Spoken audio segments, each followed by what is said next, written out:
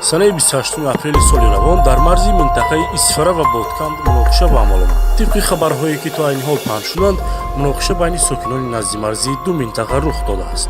Даҳо сокинони деҳаи Хоҷаи Аълои Исфара ва Кӯктоши Ботканд дар нимаи дуввуми рӯзи чоршанбе дар назди маркази тақсимоти об ҷамъ шуда, барои насб кардани як дурбини назоратӣ аз тарафи Тоҷикистон муноқиша карданд.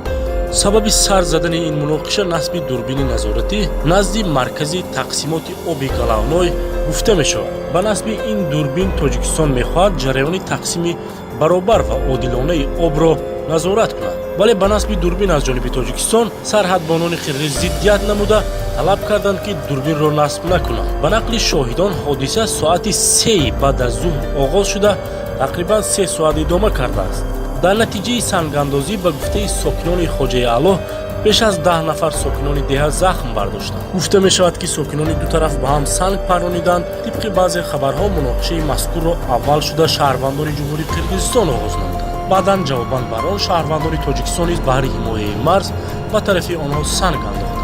тибқи нишондиҳандаҳои харитаҳои солҳои 1924, 1927 ва 1989 ин иншооти обёрикунӣ пурра ба қаламрави ҷумҳурии Тоҷикистон тааллуқ дорад ва дар тавозуни идораи хоҷагии оби шаҳри Исфара ҷойгир аст.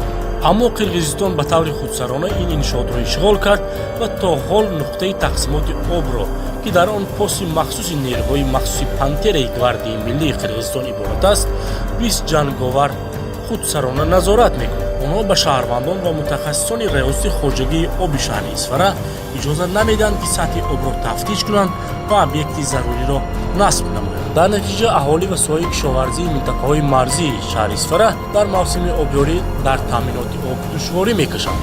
муноқишаҳо дар марзи Исфара ва Ботканд зиёд рух медиҳанд ва гоҳҳо ба марги сокинон меанҷоманд.